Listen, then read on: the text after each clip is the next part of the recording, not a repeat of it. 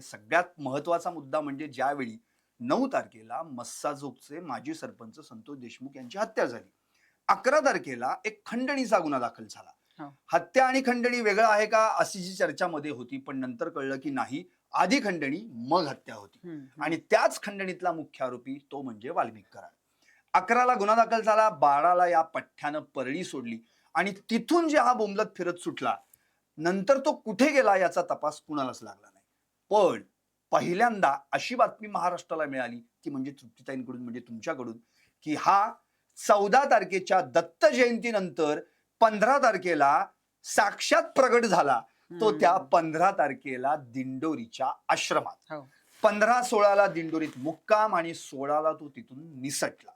आता मात्र तुम्ही 17चा जो मोठा खुलासा केलाय, तो खुलासा तुमच्याच तोंडून पहिल्यांदा प्रेक्षकांना ऐकवायचा. खरं तर 15 आणि 16 तारखेला दिंडोरीच्या आश्रमात म्हणजे श्री स्वामी समर्थ सेवा केंद्र असं त्याचं आध्यात्मिक नाव सेवा आहे. विकास प्रधान केंद्र. हा, कारण बऱ्याच वेळेला काय लोक म्हणतात की तो आश्रम नाही, ते सेवा केंद्र आहे. आता सेवा केंद्र आहे किंवा आश्रम आहे, परंतु तिथं तो 15 आणि 16 तारखेला होता. 15 आणि 16 तारखेला मुक्काम केल्यानंतर 17ला तो आश्रमातून, त्या सेवा केंद्रातून निघालेला आहे. आणि तिथून निघाल्यानंतर नाशिक सिटीमध्ये जो शरणपूर रोड आहे, त्या शरणपूर रोडला एक प्रसिद्ध हस्तरेषा तज्ञ आहेत आणि तिथं तो स्वतःचं भविष्य दाखवायला गेलेला होता. म्हणजे आपण इकडे जनता आक्रोश करतीये, वेगवेगळ्या जिल्ह्यात मोर्चे निघतायत, ज्या संतोष देशमुखांची हत्या झाली त्यांची मुलं वनवन न्याय मागायला फिरतायत. अनेक आपण बघितलं असेल की लाखो लोक रस्त्यावर होते आणि त्यावेळेला मात्र हा व्यक्ती निश्चिंत होऊन एवढं सगळं कृत्य करून, एवढं सगळं एखाद्याचे म्हणजे खंडण्या गोळा करणं असेल, आयुष्य उद्ध्वस्त करणं असेल, यांच्या टोळ्यांनी एवढं सगळं करून माझं पुढचं भविष्य काय आहे, मला अटक झाल्यावर काय होईल, किंवा माझ्यावर तो गुन्हा दाखल होईल का, आता हे सगळं दाखवायला किंवा बघायला जे आहे तो हा निर्लज्ज म्हणता येईल वाल्मिक कराड, जो धनंजय मुंडेंचा उजवा हात आहे. तर हा निर्लज्जपणे जो आहे तो नाशिकच्या एका हस्तरेषा तज्ञांकडे स्वतःचं भविष्य बघायला गेला नक्कीच, होता. म्हणजे धनंजय मुंडेंचा जो उजवा हात आहे त्यांनीच आपला उजवा हात या हस्तरेषा तज्ञाकडे हो. दाखवला. अर्थात पहिल्यांदा मी तर म्हणतो की हस्तरेषा तज्ञांना त्याच्यावर सगळी गुन्ह्यांचीच यादी दिसली असावी, अर्थात ती त्यांनी बघितली नसावी, त्यांना त्याच्या पलीकडचं दिसत असेल ना. दुसरी गोष्ट सगळ्यात महत्वाचं म्हणजे त्या हस्तरेषांवर अगदी भाग्यरेषा, नंतर जीवनरेषा, सगळ्या रेषा हो, असतात. हो. आता त्याची जीवनरेषा आणि भाग्यरेषा किती आहे हे आपल्याला लवकर कळेलच, पण पहिला मुद्दा महत्वाचा म्हणजे ताई, हात दाखवून अवलक्षण, अशी एक मराठीत म्हण आहे, पण इथं अवलक्षणानं बरबटलेला हात घेऊन हा त्या ठिकाणी गेलेला आहे. हो. आणि आपलं भविष्य पुढचं काय असेल असं यांनी सांगितलं. सध्या तरी याचं भविष्य कोठडीत आहे बरोबर आहे. आणि भविष्यात देखील याचं भविष्य कोठडीतच असेल किंवा अख्ख्या महाराष्ट्रानं याला फासावर लटकलेलं पाहिलं असेल, असंच भविष्य कदाचित याचं लिहिलेलं असेल. पण ते त्यांनी त्याला सांगितलंय की नाही मला माहित नाही. प्रश्न हा पडतो ताई की जसं तुम्ही जो खुलासा केला त्यावेळी तात्काळ ते जे काही सेवा केंद्र आहे दिंडोरीचं, यांनी ते डिनाय केले आरोप, हो, की हे हो. शक्यच नाहीये, आमच्या इथे हो. कोणीच नव्हतं, दत्तजयंती बोलल्यानंतर सगळेच जण येतात, त्यात एक भाविक भक्त म्हणून आला असेल वगैरे. 27 डिसेंबरला सीआयडीनं त्याचं सीसीटीव्ही फुटेज देखील हो. तपासलं आणि त्या तपासात तो दिसला. आता दिसल्यानंतर देखील यांचा कांगावा काय होता, मग आता एवढे सगळे भक्त आले असेल, तो आला असेल. पण याचाच अर्थ त्यांनी मुद्दा जो उपस्थित केला होता हे खरं होतं की तो आला होता. पहिले हे तरी मान्य केलं नशीब की हो. तो आला होता. आता मुद्दा पुढचा आहे, तो नुसता आला नव्हता, तर ताई म्हणतात त्यांनी मुक्काम केला होता. आता ते काय आहे नेमकी, काय तुमच्याकडे जी शुअरिटी आहे की त्यांनी मुक्काम केला होता? दिंडोरीचा जो आश्रम आहे तो मोठा आहे. त्याच्यामध्ये जर आपण बघितलं की सेवा केंद्राच्या माध्यमातून सांगण्यात आलं की 16 तारखेला तो दर्शनाला आला होता आणि दत्त जयंतीचा सप्ताह चालू होता. एखादा व्यक्ती जो फरार आहे, जो टीव्हीवर चॅनलवर सांगतायत की तो फरार आहे, त्याचा चेहरा दाखवतायत, तो गर्दीमध्ये दर्शनाला जाईल का? तर अजिबातच नाही जाणार जाणार. नाही. त्यांनी सांगितलेलं पूर्णपणे खोटं आहे.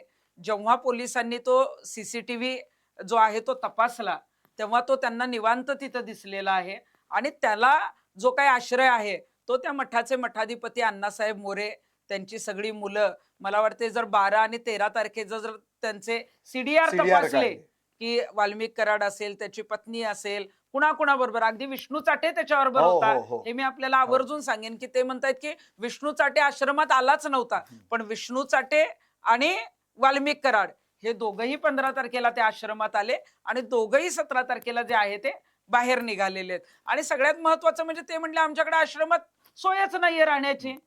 मी आपल्याला सांगेन की आश्रमाची जी एंट्री आहे त्याच्यामध्ये जे आहे ते सेवा केंद्र क्रमांक 1 आणि तिथून थोडस पुढे गेल्यावर एक 200-300 मीटरवर सेवा क्रमांक 2 अशी जी आहेत ते 2 आश्रमाचे भाग आहेत. आणि जो पुढचं गेट आहे त्या केंद्रामध्ये 40 रूम आहेत जे भक्त निवास आहे. आणि त्या ज्या 40 खोल्या आहेत त्या 40 खोल्यांमधल्या खोल्यांमध्ये विष्णू चाटे आणि वाल्मिक कराड जे आहे ते तिथे राहिले होते. जर पोलिसांना त्या खोल्या सापडत नसतील, सीसीटीव्ही दिसत नसतील, मला त्यांनी त्यांच्या बरोबर घ्यावं. कुठल्या रूम मध्ये ते थांबले, कुठल्या बिल्डिंग मध्ये ते होते आणि त्यांना या अण्णा मोरेंनी कसं वास्तव्याला दिलं हे त्यांच्याच आश्रमातल्या लोकांनी येऊन मला सांगितलेलं आहे. त्याच्यामुळं पोलिसांनी सीसीटीव्ही क्रमांक 1 चा जर जप्त केला असेल तर माझी आपल्या या टॉप 20 न्यूजच्या माध्यमातून विनंती आहे की त्यांचे जे काही सेवा केंद्र 1 आणि सेवा केंद्र 2 या दोन्हीचेही सीसीटीव्ही जप्त झाले पाहिजेत. जर केले नसतील तर ते डीव्हीआर तुम्ही जे आहे ते ताब्यात घ्या आणि मग 15 आणि 16 तारखेला जो मुक्काम केलाय तो पोलिसांना दिसेल. आणि मला हे खात्रीशीर माहिती आहे कारण ज्यांनी जे त्या आश्रमातून माझ्याकडे आले, ज्यांना माहित होतं की वाल्मिक कराड आणि विष्णू चाटे आहेत, त्यांनी 2 दिवस त्यांना तिथं बघितलेलं आहे, त्यांची व्यवस्था केली. ती लोक घाबरून जे आहे ती त्यांचा स्वतःचा जीव मुठीत धरून माझ्या ऑफिस पर्यंत मला माहिती द्यायला आलेली होती. त्यामुळे मला वाटतं की आता तपास जातो पोलिसांकडे. पोलिसांनी आतापर्यंत मग अण्णा मोरेंना चौकशीसाठी का नाही बोलवलं, त्यांच्या मुलांचा जबाब का नाही घेतला आणि जर त्याच्यामध्ये काही जर सीसीटीव्ही मध्ये आढळलं असेल तर मी सांगितलं होतं की ज्यांना आपण वास्तव्य देतो किंवा आश्रय देतो एखाद्या गुन्ह्यामध्ये तर त्याला आपण गुन्ह्याच्या पाठीशी किंवा गुन्ह्यामध्ये आपण सामील असतो असं म्हटलं जातं, तर त्यांना सहआरोपी करण्यात यावं अशी मी मागणी केली होती. त्यामुळे मला वाटतं की सीआयडीचा एसआयटीचा तपास किती फास्ट चाललाय, कशा प्रकारे चाललाय मला माहित नाही, परंतु आतापर्यंत 15 आणि 16 तारखेचा जो मुक्काम आहे तो आश्रमात होता आहे. आणि 100% म्हणजे हे कुणी नाहीच म्हणू शकत नाही. जर यापुढे पोलिसांचा तपास तिथपर्यंत आला आणि जर त्यांनी तपास यंत्रणेत सांगितलं की 15 आणि 16 आश्रमात ते नव्हते तर तो 100% चुकीच्या पद्धतीने तपास चाललाय मी सांगते.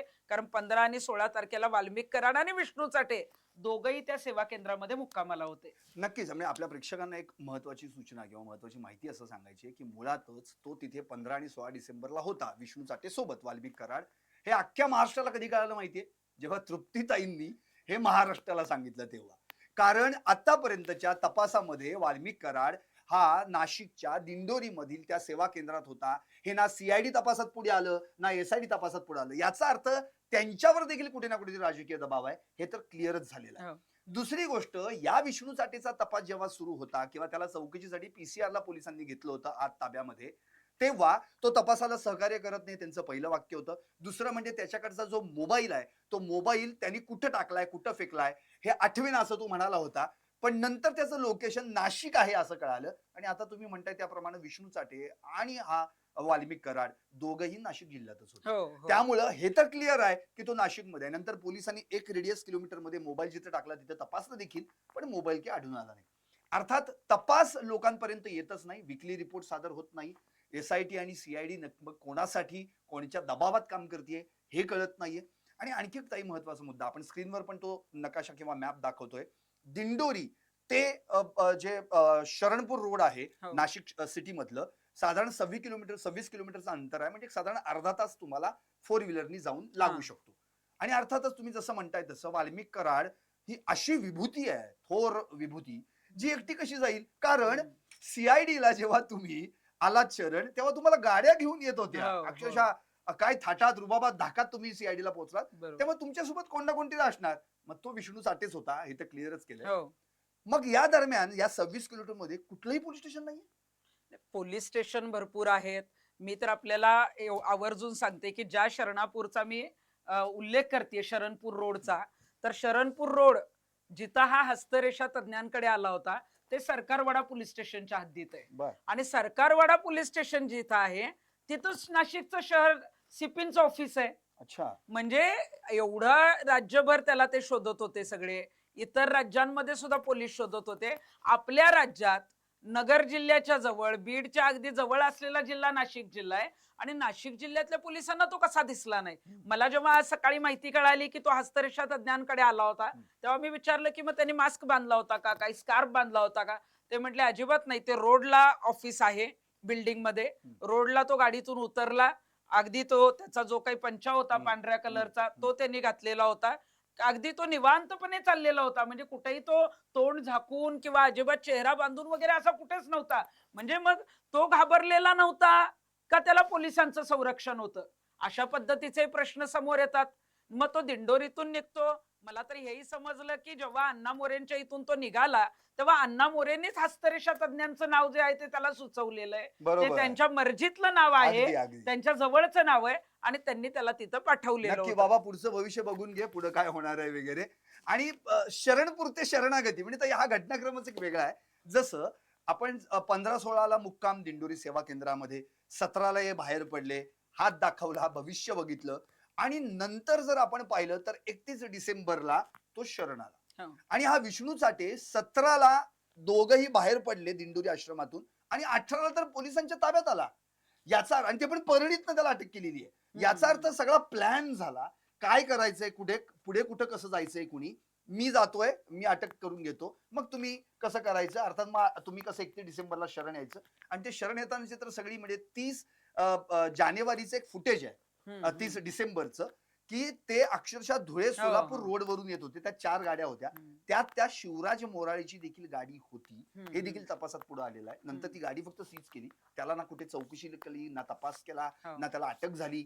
आणि तो असं सांगतोय बेमालूमपणे की मी पुण्यात होतो आणि तिकडे वाल्मिक अण्णाची गाडी होती, अण्णांनी मला पाहिलं, मी अण्णाला पाहिलं. बघा, म्हणजे पुण्यात सांगतोय तो. पुण्यातला असा एक रोड दाखवा की ज्या रोडवर 2 माणसं, एक डाव्या साईडला आणि उजव्या बाजूला उभा आहे आणि एकमेकांशी निवांतपणे एवढ्या अंतरावर गप्पा मारतात. आणि अख्खं महाराष्ट्र या दोघांना शोधतोय, म्हणजे वाल्मिक कराडला शोधतोय. बरोबर आहे. आणि मग अण्णा म्हणले की वाल्मिक अण्णा म्हणाला की अरे ती गाडी माझी छोटी आहे, जरा मोठ्या गाडीत घेतो का?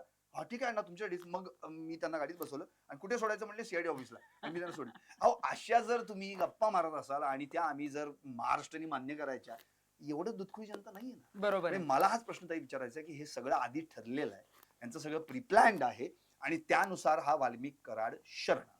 100% कारण महाराष्ट्राचे पोलीस जेव्हा त्याला शोधत होते, तो जर नाशिक जिल्ह्यात होता, नाशिक जिल्हा तर फार काही लांबचा नाहीये. पोलीस जे आहेत ते सगळीकडे पथकं जात होती. विष्णू चाटे आणि वाल्मिक कराड 17 तारखेपर्यंतच तर मला माहितीये, 15 ते 17 या 3 दिवसाचं ते दोघंही एकत्र होते. तो 18ला विष्णू चाटे काय अटक झाला. 18ला का 19ला 18ला 18ला जर झाला असेल तर मग 100% तो दिंडोरी आश्रमातून बाहेर पडल्यानंतर जो आहे तो पुढे कदाचित हस्तरेषा तज्ञांनी त्यांना सांगितलं असेल की बाबा तू आता उद्या हजर हो आणि त्याच्यानंतर आम्ही सांगू, त्याच्यानंतर वाल्मिक तुमचे जे कोण अण्णा आहेत ते हजर झाले पाहिजेत. आणि त्यांचे जे कोणी कार्यकर्ते होते सरेंडर झाल्यावर जी काही उत्तरं देत होती ती अगदी लहान मुलांनाही अजिबात पटणार नाही अशी उत्तर होती. म्हणजे तुम्ही जसं सांगितलं तर एखादा रस्ता क्रॉस करताना त्या रोडचं आणि या रोडचं पुण्यामध्ये अगदी एकमेकांना आपण दिसतही नाही, गाड्या फास्ट असतात, त्या टीव्हीला 24 तास तोच विषय चाललाय. तो माणूस अशा पद्धतीनं थांबेल का, येईल का?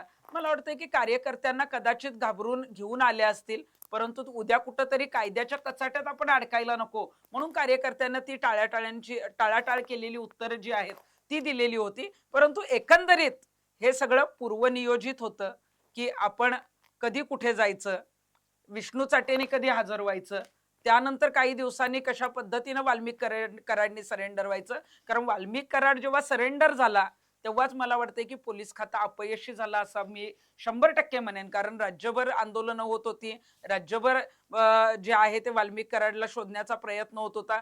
तुम्ही पुण्यात म्हणजे टीव्हीला बातम्या येत आहेत की उद्या वाल्मिक कराड 11 वाजता सीआयडी ऑफिसला सरेंडर होणार. अशा कशा बातम्या येऊ शकतात आणि तो 11 वाजता सरेंडर होतो? म्हणजे आधी प्रतिक्रिया देऊ, प्रतिक्रिया म्हणजे आदल्या दिवशी जर माहित होतं तर मग पुण्यातल्या पोलिसांनी का तातडीनं शोधलं नाही? जर तो सरेंडर होणार होता तर मग जिथं होता तिथूनच ताब्यात घ्यायचं होतं. निश्चितच पोलिसांचं ते मोठं यश मानलं असतं.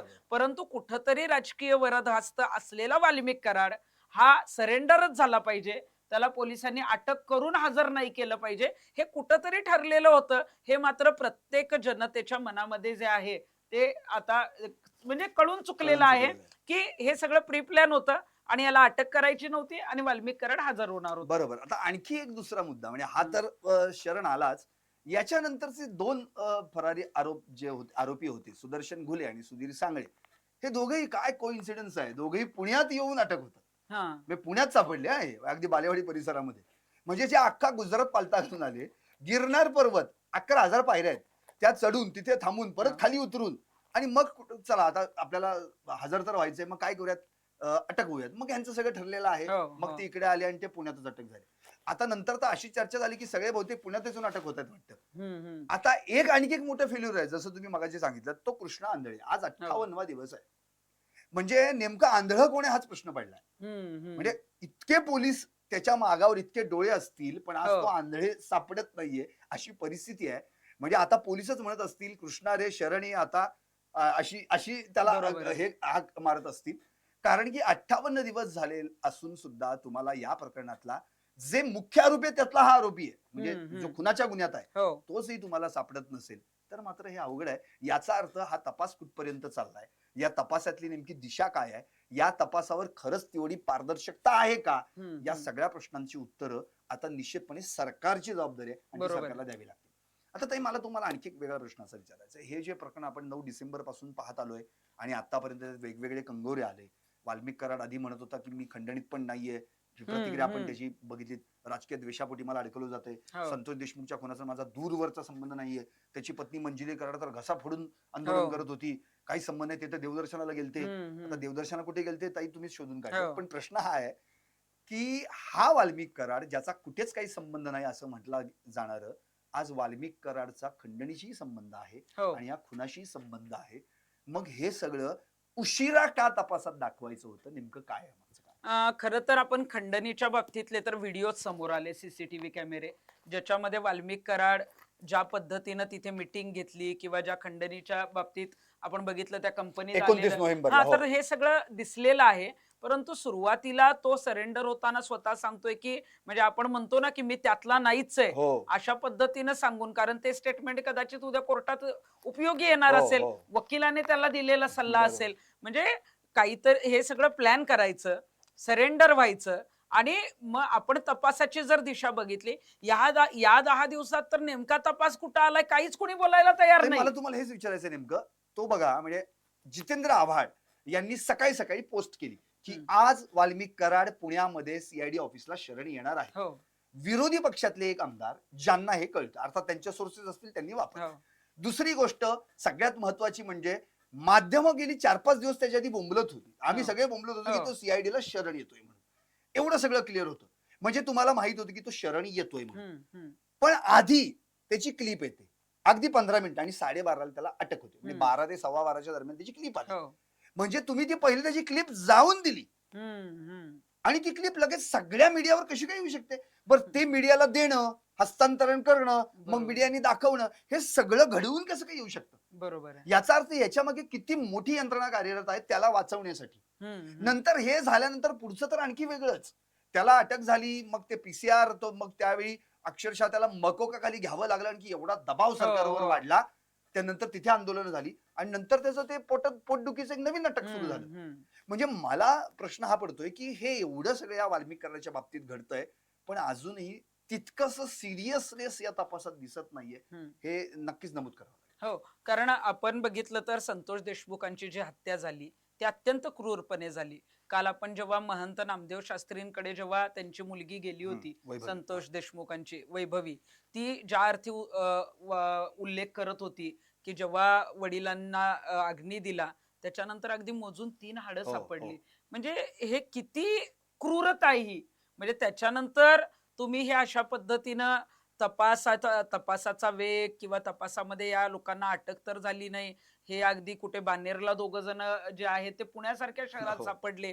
त्याच्यानंतर वाल्मिक कराड सरेंडर होतोय. त्याच्यानंतर जेव्हा पोटदुखी आली तेव्हाही जे काय आपण बघितलं असेल की सगळे बेड खाली करण्यात आले अचानक. खरंय. जसं काय कोणीतरी एखादा व्हीआयपी येतो आणि त्याच्यासाठी जे आहे ते हॉस्पिटल खाली केलंय. अहो, हा आरोपी आहे. आरोपीचा तिथं पिंजरा होता, आरोपीचे बेड होते, त्याच्यावर त्याला ठेवलं गेलं नाही. म्हणजे कुठली तरी राजकीय शक्ती शक्ती याच्या मागे आहे, कुठली तरी कशाला, धनंजय मुंडेंचा उजवा हात. म्हणजे बरोबर. अगदी पंकजाताईंनी एका भाषणामध्ये डायरेक्ट सांगितलं होतं की ज्यांचं पानही ज्याच्याशिवाय हालत नाही तो असा वाल्मिक अण्णा कराड.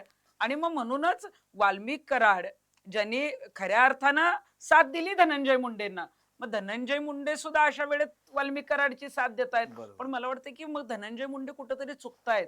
त्यांनी मित्राची साथ दिली पाहिजे, परंतु एवढी क्रूरपणे हत्या केली त्याच्यामध्ये नाही दिली पाहिजे.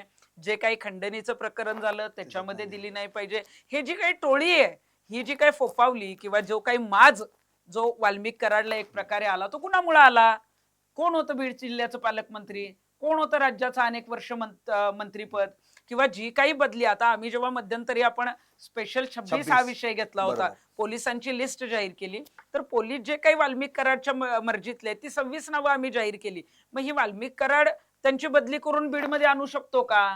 अजिबात नाही. एखाद्या मंत्र्याच्या शिफारशीशिवाय, आमदाराच्या शिफारशीशिवाय किंवा मुख्यमंत्री गृहमंत्र्यांशिवाय एखाद्या जे आहे ते पोलिसाची बदली होणार नाही. म्हणजे याच्यामध्ये जे काही मर्जीतले पोलीस वाल्मिक कराडचे आले ते धनंजय मुंडेंमुळेच आले.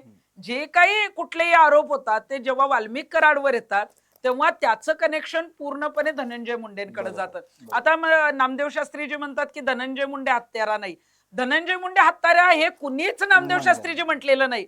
ना मीडियाने म्हटलं, ना आमच्यासारख्या आंदोलकांनी म्हटलं, ना सर्वसामान्य लोकांनी म्हटलं. अजिबात नाही. तुम्ही म्हणालात की तो खंडणीवर जगणारा नेता नाही. कुणी सांगितलं खंडणीवर जगणारा नेता? आम्ही कुणीच काही बोललेलो नाहीये. परंतु ज्यांनी खंडणी मागितली, जे खंडणीवर जगत होते, अशा कार्यकर्त्यांना तयार करणारा तर तो नेता आहे, हे तर कबूल करा. त्यांच्या पाठीशी अजूनही खंबीरपणे राहणारा तो नेता आहे, हे कबूल करा. आता अगदी स्वतःच्या पत्नीला, करुणा मुंडेंचं जेव्हा 2021 ला प्रकरण झालं, स्वतःच्या पत्नीला गाडीमध्ये पिस्तूल ठेवायला पोलिसांना सांगून अडकवणारा हा नेता आहे. म्हणजे बाकीची लोक बाहेरची राहिली बाजूलाच, परंतु स्वतःच्या पत्नीला एखाद्या केसमध्ये अडकवायचं. कारण त्यांच्या पत्नीने त्या दिवशी सांगितलं होतं की मैं परली आऊंगी और धनंजय मुंडे के विरोध में जो कुछ पुरावे है वो सब मैं बाहेर निकालूंगी. म्हणजे ते काही बाहेर येऊ नये म्हणून पत्नीला अडकवायचं, पत्नीला खोटा गुन्हा दाखल त्यांच्या विरोधात करायचा. त्या जवळजवळ 15-20 दिवसाच्या वर जेलमध्ये राहिल्या स्वतःची पत्नी. म्हणजे स्वतःच्या पत्नीला जरी हा नेता एवढ्या पद्धतीनं जर त्रास देत असेल तर बाकीच्यांचा तर आपण, तुम्हाला फक्त ते नामदेव शास्त्रीजी त्यांचं सलाईन लावलं होतं का मला माहित नाही, परंतु जी काही पट्टी आहे ती त्यांची सलाईनची तुम्हाला दिसली.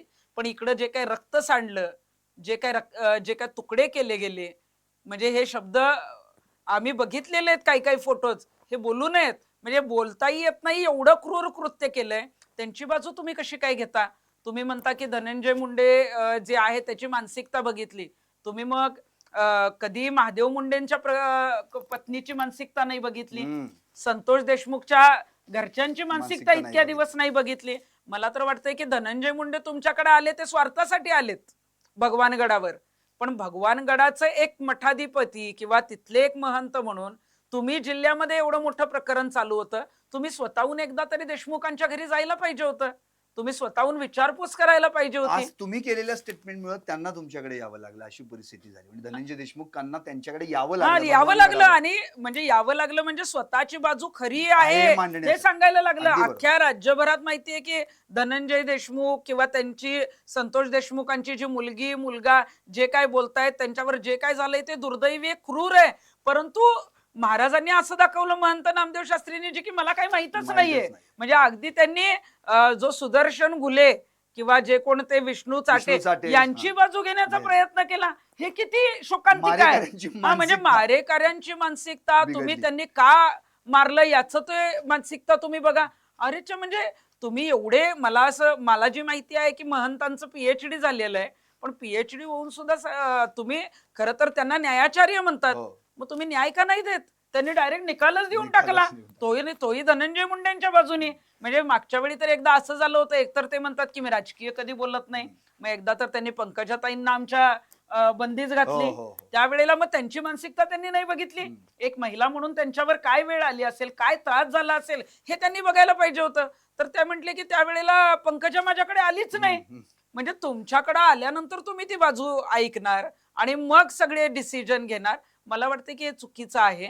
याच्यामध्ये धनंजय मुंडे जे आहेत ते आपण बघितलं असेल की अजितदादांनी तर परवा बीडला जेव्हा त्यांचा पहिला दौरा होता पालकमंत्री म्हणून, त्यावेळेला धनंजय मुंडे शेजारी उभे होते. हो. परंतु जे टोमणे मारले ते अजितदादांनी सगळे धनंजय मुंडेंना मारले. बरोबर. जे काय अगदी अगदी चारित्र्यवान माणूस तुमच्या बरोबर ठेवा असेल, किंवा तुम्ही जे काय आहे ते कुठल्याही चुकीच्या व्यक्तीला आजूबाजूला ठेवू नका असेल, किंवा काही गोष्टी ज्या आहेत त्या तुम्हाला जर हे बंदुका घेऊन हवेत उडवायच्या सवय सासू असतील बोले तर सुने लागे असं त्यांनी नाही नाही, केलंय. म्हणजे स्पष्ट दिसत होतं. मी ती बरोबर. लाईव्ह प्रेस बघितलेली आहे. बरोबर. अजितदादांनी पूर्णपणे जे आहे ते धनंजय मुंडेंच्या बाबतीतच बोललं. फक्त ते डायरेक्ट नव्हते बोलले. त्यांनी भाषण करताना एकदा सुद्धा धनंजय मुंडेंकडे बघितलं सुद्धा नाही, नाही, नाही. आपण जर बघितलं हो, असेल तर. हो. आणि मग त्या दिवशी धनंजय मुंडेंना कळालं की आता दादांची सुद्धा फार काही सहानुभूती आपल्याला मिळणार नाही. आता एका ठिकाणीच आपण गेलं पाहिजे, बस, ते भगवानगड. म्हणजे आपला भगवानगड, जिथून आपल्याला जे काय आहे ते थोडंफार तरी वाचवता येईल. कारण अंजलीताईंनी तर सगळेच पुरावे दिलेत कागदोपत्री.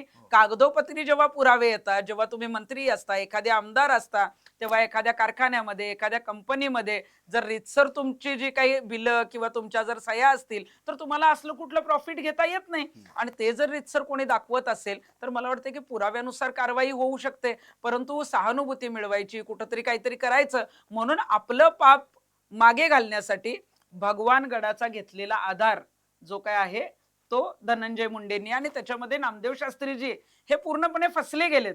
कारण आता काल देशमुखांचं कुटुंब जेव्हा भेटलं तेव्हा ते म्हटले की मला दुसरी बाजू कळाली.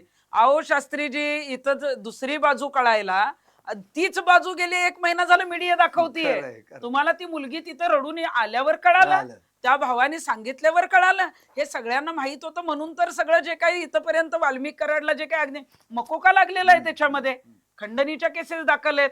हत्या प्रकरणामध्ये अनेक जे काय आहेत ते टोळकी जी आहे त्यांची ती अटकेत आहे. आणि आपण जर बघितलं की हे एकंदरीत जर प्रकरण बघितलं तर अगदी ह्याच्यामध्ये जे कोणी आरोपी आहेत म्हणजे त्याच्यामध्ये सुद्धा जर नावं बघितली तर आपण म्हणतो ना की वाल्मिक, सुदर्शन, कृष्णा, विष्णू, सगळी देवाची नावं आणि कृत्य मात्र राक्षसी. अगदी. म्हणजे आपण आई वडील आपल्याला देवाची नावं का ठेवतात की बाबा तो देवासारखा किंवा देवाच्या काहीतरी थोडे तरी गुण त्याच्यात असावे. बरोबर. परंतु ही अशी काही सगळी लोक मी बघितली की जी त्याच्यामध्ये प्रमुख आहेत त्या सगळ्यांची नावं देवाची आहेत, खरंय. पण कृत्य मात्र सगळ्यांनी राक्षसी प्रवृत्तीचं केलेलं आहे. त्यामुळे मला वाटतंय की तपास कुठपर्यंत पोहोचलाय माहित नाही. देवेंद्रजी फडणवीस जे गृहमंत्री आहेत, मुख्यमंत्री आहेत, त्यांनी सांगितलंय की याच्यामध्ये कुणाला सुटका होणार नाही, पण कुणाला सजा होणार याच्यामध्ये तो तपास आतापर्यंत कुठपर्यंत आला या 10-12 दिवसात तर आतापर्यंत तरी कुठलंही एखादी जी स्टेज पुढे गेलेला तपास SITच्या माध्यमातून कुठलीच अपडेट बाहेर आलेली आता नाहीये. बघा ना ताई, म्हणजे तुम्ही ह्याला आत घेतलं पुन्हा एकदा सुदर्शन भुलेला, पीसीआर मागितली, त्याची 5 दिवसांची पीसीआर संपली, परत त्याला MCR मिळाली. तुम्ही कशासाठी त्याला बोलवलं होतं आत पीसीआर घेण्यासाठी? की मोबाईल आहे, डिजिटल एव्हिडन्सेस आहेत आणि त्याचा एक मोबाईल आहे, अनलॉक करायचा आहे, लॉक उघडत नाहीये म्हणून हे तुम्ही आम्हाला कळवलं. पण नंतर पुढे काय झालं? आता 5 दिवस झाले तो ऑलरेडी MCR मध्ये. तो लॉक उघडला का? उघडला तर त्यात काय सापडलं? काही CDR सापडले का? ऑडिओ व्हिडिओ फाईल सापडल्या? याची माहिती काहीही दिली गेलेली नाही. याचा अर्थ तुम्ही फक्त काय करताय? PCR टू MCR, म्हणजे तुम्ही कोठडीतनं काढायचं कोर्टात न्यायचं, कोर्टातनं काढायचं कोठडीत टाकायचं. याच्या पलीकडे महाराष्ट्राला काही माहिती मिळत नाही. बरोबर आहे. त्यामुळे सगळा केऑस झालेला आहे. आपल्याला सोडा, संतोष देशमुख कुटुंबियांना सुद्धा ही माहिती दिली जात नाही देते. त्यांची तर दरवेळी मागणी आहे हा. की आम्हाला तपासाची द्या माहिती म्हणून, द्या. पण ती दिली जात नाही. आणि आता जसं तुम्ही एक मुद्दा उपस्थित केलात, धनंजय मुंडेंच्या डोळ्यात मला दिसलं की त्याला जगावंसं वाटत नाही असं कुठेतरी दिसतंय. इतका त्यांनी त्रास सहन केलेला आहे असं नामदेव शास्त्रींना दिसलं. वैभवीच्या डोळ्यात काय दिसलं असं मी काल त्यांना प्रश्न केलेला आहे आणि कधीतरी भविष्यात त्यांनी त्याचा खुलासा करावा. कारण तिच्या डोळ्यात जे काही अख्खा महाराष्ट्र बघतोय आज, मुळात तिचे डोळे पहिल्यांदा अश्रू दिसतात मग डोळे दिसतात अशी परिस्थिती आहे. आणि अशा व्यक्ती बद्दल जेव्हा तुम्हाला कळवळा येतो, तुम्ही तर संत महंत आहात, मग तुम्हाला त्या वैभवीचा कळवळा का आला नाही? नाही, लहान लेकर वनवन फिरतायत राज्यभर, त्यांना दुःख स्वतःच हे करायला सुद्धा वेळ नाही, घरात बसायला. खरंय. म्हणजे त्यांना फिरायला लागलं सगळं सांगायला की बाबा माझ्या वडिलांना न्याय मिळाला पाहिजे. आणि अजूनही तो मिळतोय का नाही या म्हणजे ह्याच्यात विवंचनेत ते आहेत. कारण आपण बघतोय की ते म्हणतायत की आम्हाला तपासाची अपडेट द्या. मला तर वाटतंय की त्यांना मिळाली तर ती त्यांनी बाहेर पण देऊ नये, कदाचित काही गुप्तता पाळायची असेल, पण त्या परिवाराला तरी द्या. ती परिवारालाही देत नाहीत. CID कडे तपास जातो, अचानक SIT कडे जातो. CIDतले काही अधिकारी अचानकच बदलले जातात. SITतल्या अधिकाऱ्यांवरही आरोप होतो. सरकारी वकील जे आहेत, विशेष सरकारी वकील, मध्येच कोणीतरी म्हणतं की उज्ज्वल निकमांची नियुक्ती करता. CM जे आहेत ते त्यांच्याबरोबर मिटिंग घेतात, नंतर अचानकच जाहीर होतं की त्यांची नियुक्तीच होणार नाही, त्यांनाही विरोध होतोय. नेमकं प्रकरणात पुढे काय होणार आहे? कारण याच्यामध्ये ह्या प्रकरणात आम्ही सुद्धा यासाठी निस्वार्थपणे उतरलोय की या सगळ्यांना जे आहे ते अगदी शेवटच्या क्षणापर्यंत जी काही फाशीची शिक्षा किंवा जी काही शिक्षा व्हावी याच्यासाठी जे आहे ते आम्ही सुद्धा हे जे काही माहिती येते किंवा निर्भीडपणे किंवा ही जी गुंडगिरी आहे, जो गुंडाराज आहे बीड जिल्ह्यातला, तो संपला पाहिजे यासाठी आम्ही पुढाकार घेतोय. पण धागेदोरे किंवा जे काही पोलिसांचा तपास आहे तो नेमका कळायला तयार नाही. कारण आम्ही जेव्हा सांगतोय दिंडोरीच्या आश्रमातलं, जर आम्हाला ज्या गोष्टी माहिती आहेत कन्फर्म, त्या बाबतीत सुद्धा जर एखाद्या माणसालाही तुम्ही चौकशीलाही बोलवत नाही, मग नेमका तपास काय चाललाय? किंवा पोलिसांकडे ज्या पद्धतीनं ज्या काही माहिती येत आहेत त्या कदाचित इतर ठिकाणी ऐकिवात असतील, पण पोलीस नेमकं त्याच्यामध्ये ऍक्शन मध्ये काय घेत आहेत? कारण आता हे MCR मध्ये गेले, कोणी PC मध्ये आहे, पोलीस कस्टडीमध्ये. परंतु पोलीस कस्टडी असेल किंवा MCR असेल, म्हणजे तो तपास किंवा पुढं जे काय ते आता तारखा येतील, प्रत्येक तारखेला त्यांना आणायचं आणि मग आम्ही कुठंतरी सगळ्यांनी परत ओरडायचं, असं नको. याच्यामध्ये मला वाटतंय की फास्ट ट्रॅक मध्ये तातडीनं निर्णय होणं गरजेचं आहे. अशा जर हत्या होत असतील महाराष्ट्रासारख्या राज्यामध्ये, तर त्याचा निकाल सुद्धा लवकर होणं गरजेचं आहे. तरच गुन्हेगारांवर वचक बसेल. कारण वाल्मिक कराड हा एक आपण बघितलं तर म्हणजे हा वाल्मिक कराड एखाद्या मंत्र्याशी संबंधित आहे, पण असे अनेक वाल्मिक कराड असतील जे अनेक नेत्यांशी संबंधित असतील, त्यांना कुठंतरी वचक बसवायचं असेल तर मात्र हा तपास पारदर्शकपणे होणं, त्याला सजा होणं, त्याच्याबरोबर ती जी काही सगळी लोक आहेत, पारदर्शक तपास करा. जे कोणी असेल त्यांना अजिबात सोडू नका. पण मला वाटतंय की राजकीय नेत्यांनी सुद्धा यांना पाठीशी घालणं बंद करावं. जेव्हा वाल्मिक कराड सरेंडर होतो तेव्हा त्याला वरिष्ठ पातळीवरून पूर्णपणे राजकीय पाठिंबा हे पूर्णपणे दिसत होतं. साध्या साध्या लोकांच्या कमेंट होत्या, साध्या साध्या लोकांनी सांगितलं की हे जे आहे ते याच्यामध्ये अगदी सगळीच लोक त्याच्या बरोबर आहेत. आणि मला अजितदादांकडून फार म्हणजे अजितदादांकडून इतकी अपेक्षा होती की धनंजय मुंडेंचा राजीनामा ते कदाचित घेतील, कारण ते रोखठोक नेते आहेत, स्पष्ट बोलणारे आहेत. त्यांच्या पक्षाला जे आहे ते गेले 1-1.5 महिना आपण बघतोय की धनंजय मुंडे हे त्यांच्या पक्षाचे असल्यामुळे किंवा मध्ये अधिवेशनात सुद्धा धनंजय मुंडेंचा राजीनामा झाला पाहिजे हे त्यांच्याच पक्षातल्या नेत्यांनी मागणी केली आहे. तर ती दादांनी करायला पाहिजे होती. कदाचित दादांचा पक्ष जेव्हा फुटला किंवा दादांनी जेव्हा पार्टीची शपथ घेतली तेव्हा धनंजय मुंडेंनी साथ दिली असेल, परंतु अशा चुकीच्या गोष्टींमध्ये दादांनी त्यांना पाठीशी न घालता लवकरात लवकर याचा निर्णय घेणं गरजेचं आहे. नक्की. अगदी शेवटचे 2 प्रश्न आणि आता तुम्ही राजीनाम्याचा प्रश्न उपस्थित केलात म्हणून सामाजिक कार्यकर्ते अंजली दमानिया एकतर मुळात आरोप करून थकल्या, नंतर अक्षरशः राजीनामा मागून थकल्या. मुख्यमंत्र्यांकडे कागदपत्र पुरावे सादर केले, हो. काही उपयोग झाला नाही. अजितदादांकडे कागदपत्र पुरावे सादर केले, काही उपयोग झाला नाही. आता तर त्या उद्या एक आणखी मोठा गौप्यस्फोट खळबळजनक खुलासा करणार आहेत आणि त्यांनी असंही सूचक विधान केलेलं आहे की कदाचित हा पुरावा पाहून तरी धनंजय मुंडेंचा राजीनामा होण्याचा निर्णय होईल. बरोबर. आता होईल न होईल हा विषय नंतरचा. तर मला तुम्हाला हेच विचारायचंय, जेव्हा तुम्ही सामाजिक कार्यकर्त्या म्हणून या अन्यायाला वाचा फोडण्यासाठी किंवा न्याय मिळवून देण्यासाठी तुम्ही असाल किंवा अंजली दमानिया असाल, सगळे महाराष्ट्रात जे काही तुम्ही काम आतापर्यंत करत आलेला आहात, या दरम्यान तुम्हाला अशा काही अडचणी किंवा असे काही प्रसंग येतात का? जसं त्यांनाही धमक्या आल्या, तुम्हाला आल्या, पण तुम्ही अगदी दोघी रोखटोक स्वभावाच्या, तुम्ही तर थेट म्हणालात की मग मी थेट परळीतच येईन.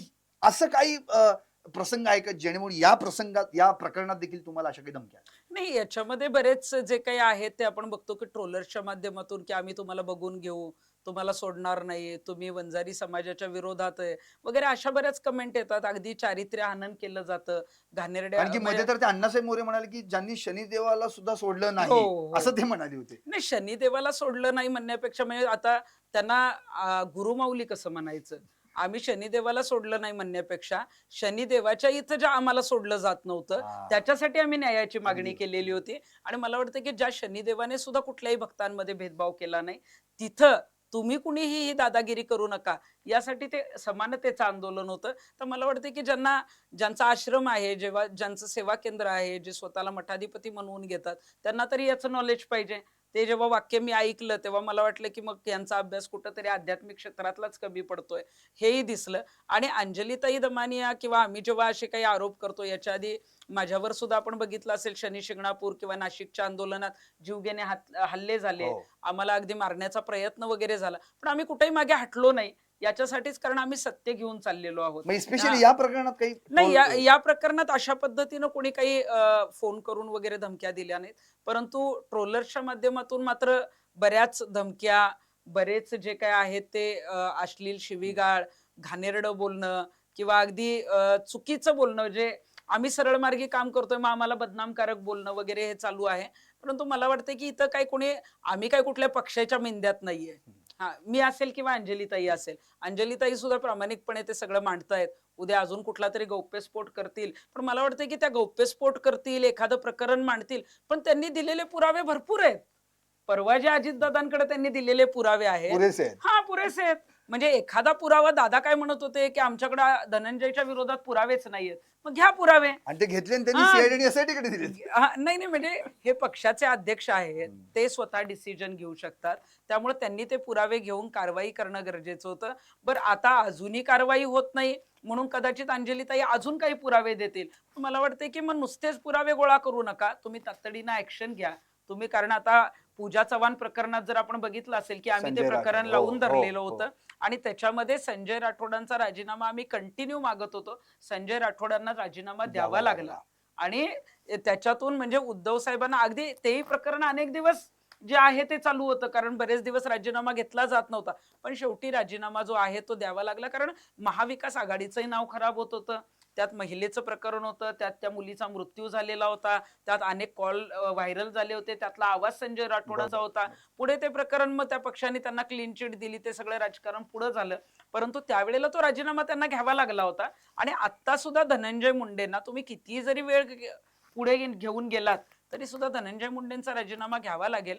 कारण आपण बघतोय की एकच प्रकरण संतोष भैया देशमुखांचं नाही, तर अनेक प्रकरणं पुढे येत आहेत. परळीतलं गुंडाराज बाहेर येत आहे, परळीतले आपण पीक विम्याचा घोटाळा बघतोय, सिंचन विहिरींचा घोटाळा राखेचा बघतोय, अवैध धंदा वेगळा, राखेचा अवैध वाळू धंदा उपसा वेगळे. असेल किंवा तिकडे अगदी जे जे काही परळीतलं आत्ताचं जर वातावरण बघितलं तर ते पूर्ण लोक दहशती खाली आहेत. तर हे दहशतमुक्त परळी आपल्याला बघायचंय. जी काही दलदल जी काही झालेली आहे बीड जिल्ह्यात, आता जे एक घाण काही साफ करणं हाच पर्याय. हा, तर बीड जिल्हा जो काय आहे तो, बीड जिल्ह्याला आम्ही कधी बदनाम केलं नाही, बरोबर. पण बीड जिल्हा इतका चांगला होता, जर त्याला काही खराब करून जर काही म्हणत असेल तर ते सुधारण्याचं काम आम्ही करतोय. तर मला वाटतंय की तो सुधारणंही फार गरजेचं आहे. आणि याचसाठी मला वाटतंय की तिथे धनंजय मुंडेंना आता ठेवणं चुकीचं आहे. कारण धनंजय मुंडे जर मंत्रिपदावर राहिले तर वाल्मिक कराड बीडच्या जेलमध्ये, हे सगळी जे काही आरोपी आहेत ते बीड सगळे जिल्ह्याच्या बीडमध्ये. हो, कारागृहात आहेत. हो. हा तपास आणि त्यांची जी काही कारागृहातली जी काही राहणं असेल किंवा काय असेल, यांना जर खऱ्या अर्थानं शिक्षा द्यायची असेल तर मात्र धनंजय मुंडेंना बाहेर यावं लागेल. अन्यथा धनंजय मुंडेंच्या प्रेशर दबावाखाली हा तपास मग पुढे सुरू राहील आणि याच्यातून पुढे काही निष्पन्न जास्त होणार नाही. अगदी. तर एक शेवटचाच प्रश्न, फक्त एक कमेंट महत्वाची, कारण की आता जर पाहिलं आपण धनंजय मुंडे, तर यांचं मंत्रिमंडळातलं स्थान पाहता एकतर मुळात देवेंद्र फडणवीसांच्या देखील ते जवळचे निकटवर्ती हो. आहेत, तुम्ही देखील त्यावर हो, खुलासा हो, केलेला हो. आहे. दुसरी गोष्ट, अजितदादांच्याही ते जवळचे आहेत आणि या धनंजय मुंडेंच्या जवळचे वाल्मिक कराड आहेत. तर आता मंत्रिमंडळातला जर विचार केला तर मी या शब्दाला आता मंत्रिमंडळ कमी आणि मैत्रमंडळ किंवा मित्रमंडळच म्हणेन आता. हो, मित्रमंडळच म्हणजे आहे. मंत्रिमंडळ नसून मित्रमंडळ हो, झालेलं हो, आहे. हो. मी तुला वाचवतो, तू मला हो, वाचव, हो. असा हा सगळा प्रकार चाललाय. म्हणजे फक्त मित्रांसाठी खोललेलं मंडळ आहे. बरोबर. महाराष्ट्राची यांना काही घेणलेलं नाही अशी परिस्थिती आहे. एक शेवटचा प्रश्न आता, तो प्रश्न हाच आहे की आता एकंदरीत जो तुम्ही आता जो काही खळबळजनक खुलासा केलेला आहे, गौप्यस्फोट केलेला आहे की 17 डिसेंबरला वाल्मिक कराड दिंडोरी आश्रमातून बाहेर पडला, त्या सेवा केंद्रातून, आणि थेट तो शरणपूर मधील एका हस्तरेषा तज्ञाकडे गेला, आपला हात दाखवला, भविष्य बघितलं आणि मग पुढचं काय ते त्यांनी तो प्रकार केला. मला हेच तुम्हाला विचारायचं, या प्रकरणामध्ये आता नेमकं पोलिसांकडून तुम्हाला काय अपेक्षित आहे, स्पेशली नाशिकच्या पोलिसांकडून, कारण हे सगळं नाशिकमध्ये हो. काय मागणी आहे? नाशिकच्या पोलिसांना माझे हात जोडून विनंती आहे की 15 आणि 16 तारखेला वाल्मिक कराड, विष्णू चाटे हे दिंडोरीच्या स्वामी समर्थ सेवा केंद्रामध्ये मुक्कामाला होते. तुम्ही एक DVR जप्त केलेला आहे. तो सेवा केंद्र क्रमांक 1चा आहे का 2चा मला माहित नाही, पण दोन्ही केंद्राचे तुम्ही जे आहे ते DVR जप्त करा. कारण एका ठिकाणी 40 खोल्या आहेत, तिथं ते मुक्कामाला होते आणि एका ठिकाणी जे आहे ते दर्शनाला जे काही म्हणतायत तिथे अण्णा मोरेंचं जे काही अँटी चेंबर आहे, बसायची खोली आहे, तिथं सुद्धा तो दिसलेला आहे. त्यामुळं मला नाशिक पोलिसांकडून हे सांगायचंय की जर एवढा आम्ही डिटेल सांगतोय, जेव्हा ते आश्रमात आले त्यांना ज्यांनी ते असताना तिथं जी काही आश्रमातले सेवेकरी होते ते लोक आम्हाला येऊन जर एवढं डिटेल सांगतात, तर अजूनही अण्णा मोरेंना जे आहे ते चौकशीसाठी का बोलवलं नाही, त्यांना जे काय आहे ते त्यांचा तपास का केला नाही, आणि विष्णू चाटे आणि वाल्मिक कराड जर तिथं होते तर तिथले जर धागेदोरे सापडले तर निश्चितच पुढचेही धागेदोरे सापडतील. त्यामुळे मला वाटते की नाशिक पोलिसांनी हे सिरियसली घ्यावं. एकतर ते जेव्हा नाशिक जिल्ह्यात होते तेव्हा पोलिसांना सापडलेले नाहीत, परंतु आता जेव्हा आमच्यासारखं कोणीतरी काहीतरी सांगतंय, जी काही खात्रीलायक माहिती सांगतंय, 16 डिसेंबरला तर तो आश्रमात होता हे त्या आश्रमातल्या प्रवक्त्यांनीच कबूल बरोबर केलेलं आहे. बरोबर. त्यामुळे नाशिक पोलिसांनी मला वाटतं कुणालाच पाठीशी घालू नये. देवेंद्रजींना माझी विनंती आहे की इथं एका तरुण सरपंचाचा खून झालेला आहे, इथं खंडणीचं जे प्रकरण झालंय असं प्रकरण परत राज्यात होऊ नये. अनेक जी काही खून खटले जे काही बाहेर निघतायत, जुनी प्रकरणं, जे काही इथे राखेचं जे काही अवैध धंदे आहेत किंवा जे काही सगळं चालू आहे, तर ही गुंडागर्दी आपल्या जिल्ह्यात तरी, बीड जिल्ह्यात नको, आपल्या राज्यात नको. तुमच्यासारखे एक चांगले मुख्यमंत्री आम्हाला लाभलेले आहेत, परंतु कुठंतरी मग अण्णा मोरेंना वाचवण्याचा प्रयत्न होतोय का? किंवा आपण बघितलं तर जे जी काही लिंक येते त्यांना प्रत्येकाला वाचवण्याचा प्रयत्न कुठल्या तरी माध्यमातून होतोय. त्यामुळे माझी गृहमंत्र्यांकडेच, माझी दुसऱ्या कुणाकडेच विनंती नसणार आहे. कारण मुख्यमंत्री तेच आहेत, राज्याचा कारभार बरोबर. त्यांच्याकडे आहे. दादांनी जरी धनंजय मुंडेंचा राजीनामा घेतला आणि नाही घेतला तरी मुख्यमंत्री आदेश देऊ शकतात बरोबर दादांना, बरोबर. परंतु मग ते का दिले नाहीत? मगाशी तुम्ही जसं म्हटलं तसं मित्रमंडळाचे. मंत्रिमंडळ आहे का मित्रमंडळ आहे? ते म्हणजे मित्रमंडळ जरी असेल तरी ते बाजूला ठेवा. आज इथं जनतेचा आक्रोश आहे, जनतेची मागणी आहे. जे जे काही तुमच्या तपासात आलंय ते जनतेला सांगा. जे काही तुम्हाला करायचं आहे ते खुलेआम करा. आणि हे जे कोणी वाल्मिक कराड, त्याची जी काही टोळी, जो काही मोका कायदा त्या अंतर्गत त्यांच्यावर कारवाई झालेली आहे, त्याच्यामध्ये त्यांना लवकरात लवकर सजा झाली पाहिजे. हे जे हत्या प्रकरण आहे, खंडणी प्रकरण आहे, याच्या बाबतीत सुद्धा लवकर निकाल आले पाहिजेत. जर निर्णय लवकर आले तर मला वाटते गुन्हेगारांवर वचक बसेल. हे गुन्हेगार जे आहेत ते त्यांच्या शिक्षेपर्यंत जे काही पात्र होतील आणि त्यांना आपल्या समोर शिक्षा होईल. आणि म्हणूनच मला मुख्यमंत्र्यांना आणि नाशिक पोलिसांनाही सांगायचं, डीजींना, आमच्या ज्या डीजी आहेत त्या महिला आहेत, त्यामुळे महिला अधिकारी असल्यामुळं आम्हाला अभिमान आहे की महिला अधिकारी ज्या आहेत त्या पोलीस महासंचालक आहेत. रश्मी शुक्ला. हा, तर रश्मी शुक्लाजींनी सुद्धा मनावर घेतलं तर निश्चितच याचे सगळे धागेदोरे जे आहेत ते बाहेर निघतील. त्यामुळे जे कोणी या तपास यंत्रणेत, SIT असेल, CID असतील, त्यांच्या नजीकचं सोडा, राजकीय त्यांचा दबाव सोडा किंवा बाकीचं सगळं सोडा. तुमचं एक काम म्हणून जर या केसकडे बघितलं तर मला वाटतं की त्याच्यात न्याय मिळू शकतो. परंतु तो न्याय मिळवण्यासाठी अजूनही सगळे जे आहेत ते कुटुंबीय झगडतायत, जनता झगडतीये, आमच्यासारखे कार्यकर्ते वेगवेगळे जे काय आहे ती माहिती बाहेर पुरवतायत. परंतु लवकरात लवकर न्याय मिळावा, निर्णय व्हावा आणि याच्यामध्ये गुन्हेगारांना कुणीही पाठीशी घालू नये, हे मात्र मी आवर्जून सांगेन. नक्कीच. एकंदरीतच काय की मुळातच नाशिकमधील दिंडोरी सेवा केंद्रामध्ये वाल्मिक कराड आणि विष्णू चाटे होता की नव्हता हे दूध का दूध पाणी का पाणी झालेलं आहेच. तृप्तीताईंनी देखील आधी जेव्हा तो खळबळजनक गौप्यस्फोट केला त्यानंतर जे DVR सापडले CIDला त्यात देखील वाल्मिक कराड दिसून आला.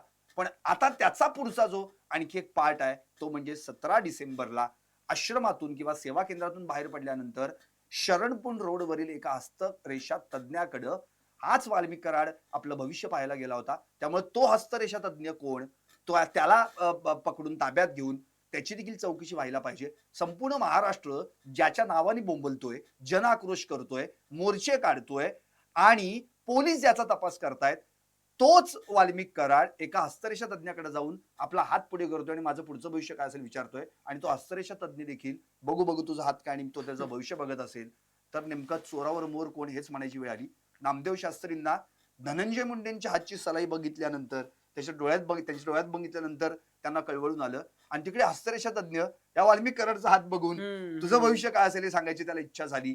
अशी जर माणसं आज आपल्या अवतीभोवती असतील तर न्याय कसा मिळणार हाच प्रश्न पडतो. पुन्हा एकदा CID, SIT आणि अर्थातच सगळ्या सरकारला ही विनंती आहे संतोष देशमुख हत्या प्रकरणातले अत्यंत बारकाव्यानं उत्तमरित्या उत्तम माहिती देऊन जे खुलासे करणारे सामाजिक कार्यकर्ते असतील, सामाजिक कार्यकर्ते असतील, आणखी बाकीची माध्यमं असतील, या सगळ्यांनी दिलेले पुरावे तुमच्या समोर मांडलेले आहेत. न्याय तुम्हाला द्यायचा आहे. पाहत राहा टॉप न्यूज मराठी. आपला महाराष्ट्र, आपली बात.